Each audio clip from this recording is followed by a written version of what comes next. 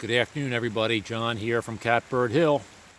Well, we're back to take care of the fallen down cherry that we showed in the video a couple days ago. So we're back here where we were. Got the L2501 all packed out with a big tool rack on the back. And today we're going to find out how many chainsaws does it take to deal with this tree. 1, 2. Oh my. What is that? Oh, one of my favorites. 272 XP.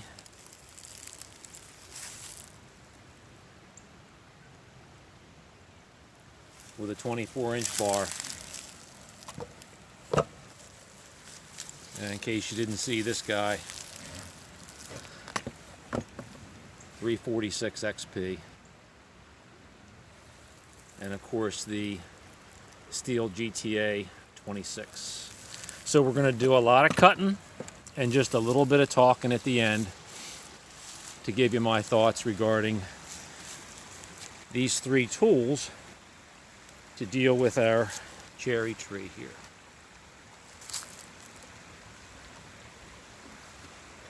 So we're going to start with the Stihl GTA 26. Try to get rid of some of that spindly brush on the end here.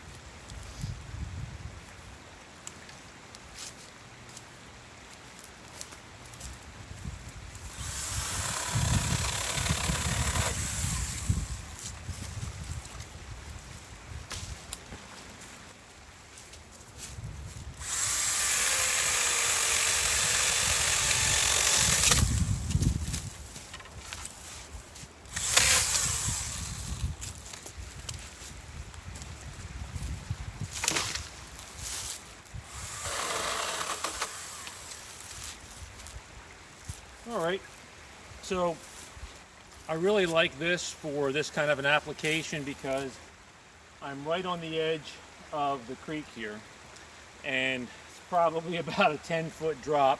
I'm not real comfortable using a chainsaw, power saw, to do that work. I'd much rather use something a little bit lighter, have a little more control over. So we'll talk about this little guy at the end.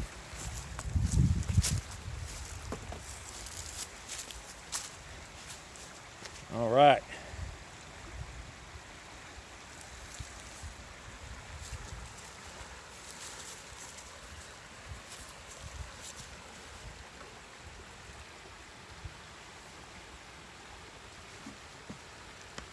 Kind of get everybody reset here. And we'll start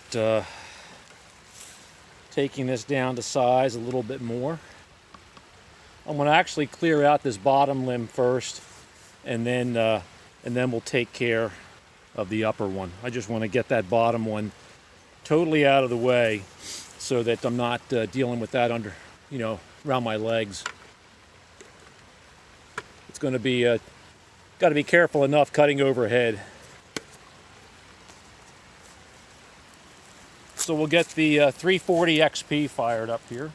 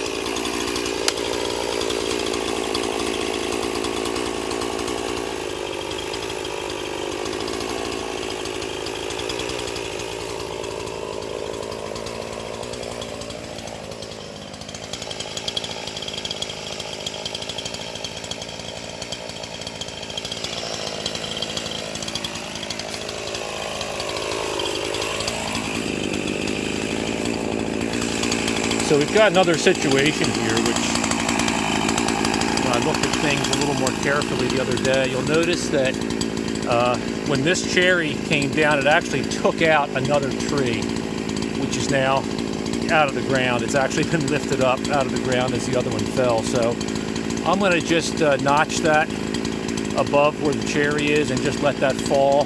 We'll deal with that later. It looks like we're going to just let it drop right there. But I want to get that out of the way.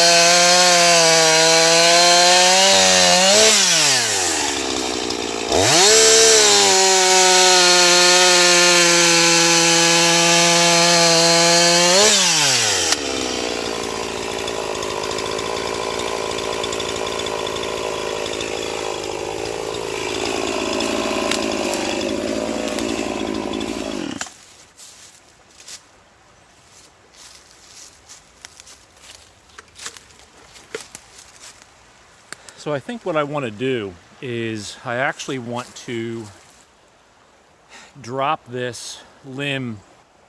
I had marked it out all the way up top. I don't know if you saw when we were standing on the other side, I had used the Mingo marker to mark it out in 16-inch lengths, but I do not want to cut above my head like that if I don't have to. It's definitely avoidable. So I'm probably just going to cut it right about here. Let it drop. I'll take these out as sections. I think that'll be the safer thing. I'll come back and pull that off of the ledge there so it's away from the water. I don't want to be cutting that close to the water. And section it down to here. Probably cut a couple sections in this area here.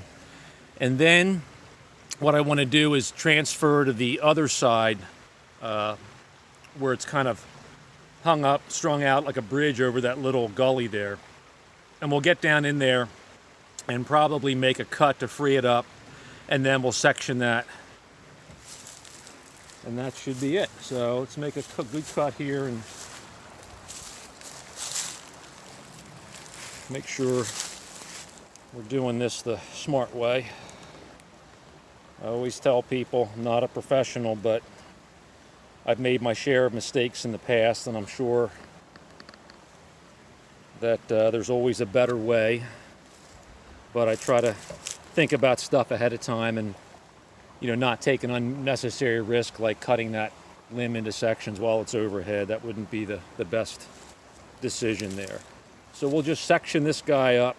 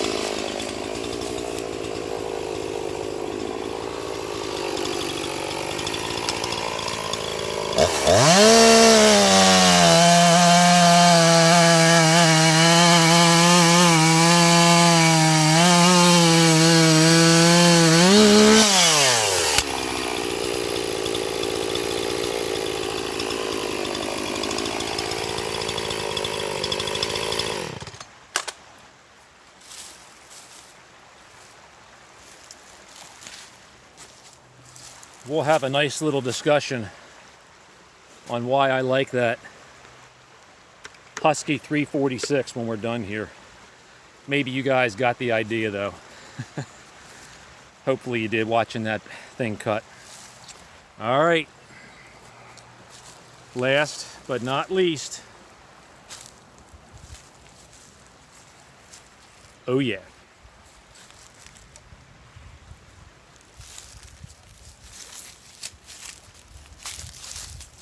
It is an unbelievably beautiful day. I mean, it is just phenomenal here. It's like 60 degrees. There's no humidity. Okay. I think what I want to do is, I'm just going to quickly grab the, well, you know what? I don't go anywhere without my foldable saw, so.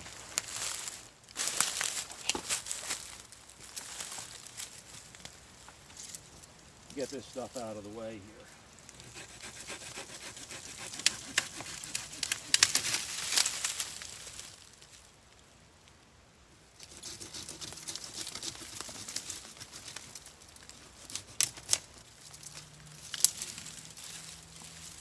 Probably good enough.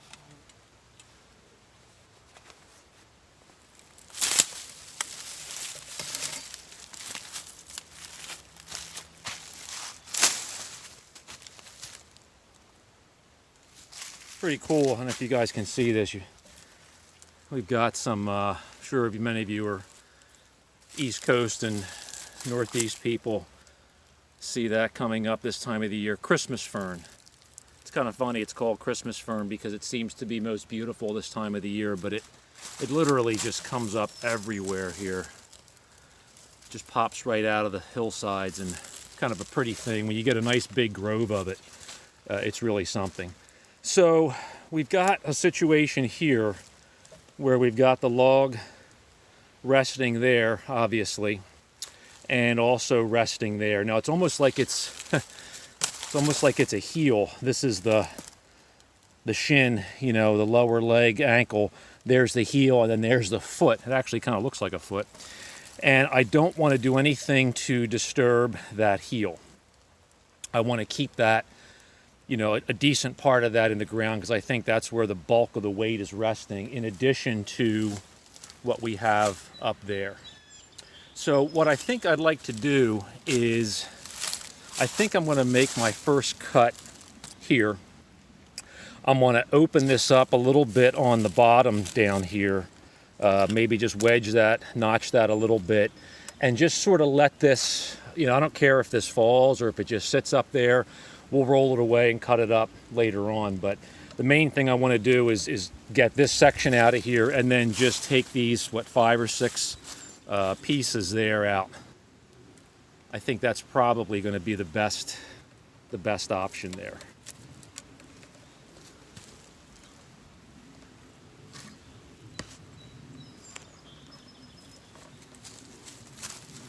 I'll try to pull back so we don't have to do an excessive amount of camera angling here. Now, it's been a while since I have had the 272 fired up. Let's see what happens.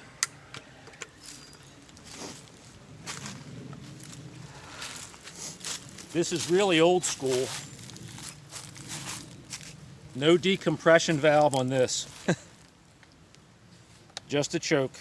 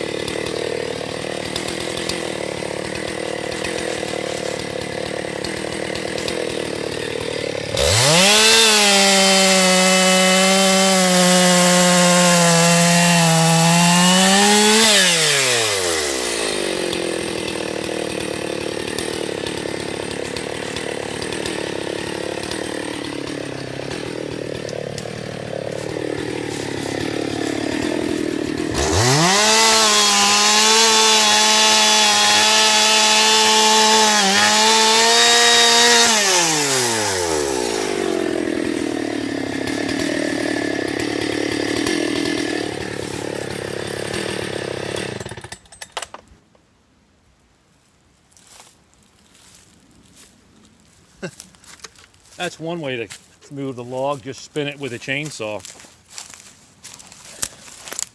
Not bad. Didn't take as long as I thought. So,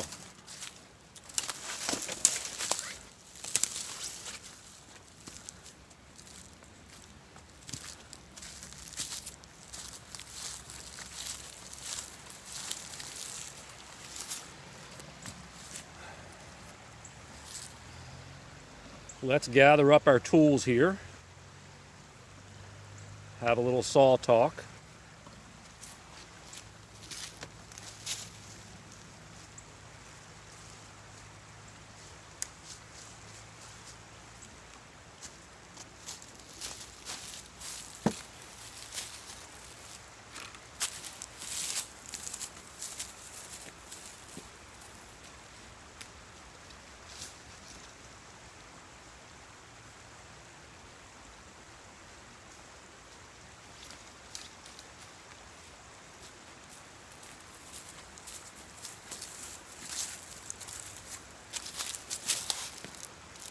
All right. Somehow, I think I need to be higher.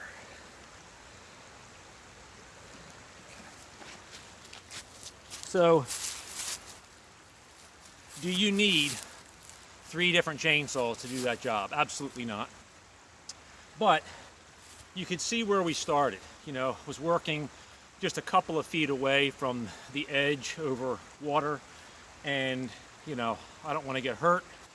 I'm also not real keen on a chainsaw spewing bar oil into a natural resource like this beautiful creek. So I think that's where something like this, especially, you know, at that end of the tree, could be really useful.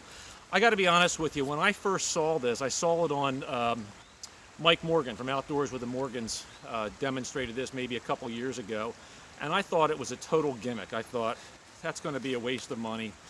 But I kept reading more about it and talking to some people in the landscape trade that where I do some work, and they were really big on it. So I happened to be at my local steel dealer here in Pennsylvania, and ironically, I had no idea. It was a Steel Dealer Days weekend.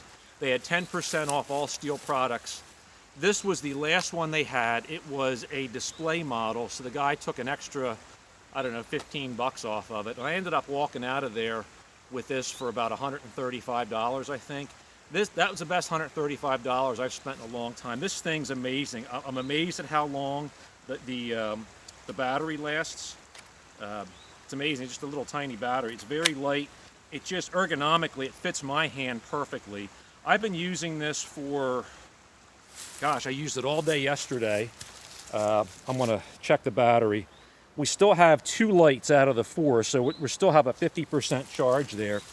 This thing is amazing. It saves me so much time. I always have my hand foldable saw pruner in my pocket, but you know, if you're going to prune a whole shrub or tree, you know, and you're going to get exhausted doing that. So this thing has been amazing. You know, absolutely, if you get a chance to get one of these, I know they're hard to come by now, do it. You know, especially if you have a property like this. I hope you guys got a chance to see what this thing can do, this 346 XP. I bought this. These are no longer available. This has been replaced by the 543 XP by Husqvarna. Basically the same displacement, but this saw is by far probably the only saw that anybody would ever need for most purposes. I've got a smaller bar. It could easily handle a 20-inch bar. I think this is a 16 or an 18 on there. And it could easily handle a longer bar. This is the saw that doesn't know its own size. This thing absolutely tears through wood. That was cherry, hardwood, and you saw how it just went through it like butter. And this is not a new chain. This chain's got probably, you know, a couple years on it. I do keep it sharpened. I rotate my bar. I do all the maintenance. Absolutely beast of a saw. So this is the saw that, you know, maybe as I get away years down the road now from handling really big wood, this is probably the only saw that I'm going to need. This will be a firewood saw for me. but obviously it can handle really big work. You got a chance to see this old classic, the 272. So I had a much prettier version of a 272 many years ago that I sold, and I really don't know why I sold it, or I may have traded it for another saw. I missed that 272 so much. I just absolutely love the way it cuts. I think it cuts like it's a ported saw, and this thing is totally stock. As you can see, it's been well used. The chain brake handle has come off. I've got to get a new chain brake handle for it. But it absolutely is a beast of a saw. I like the weight of this. I still feel like this is a very maneuverable saw. If you're taking a tree down, you can flip it easily back and forth. I just really like the way that it pulls the chain. It never ever bogs down. I've had this in much bigger wood, and it just keeps pulling and pulling. So truly one of those old school chainsaws that has the nice manual carburetor that you can adjust.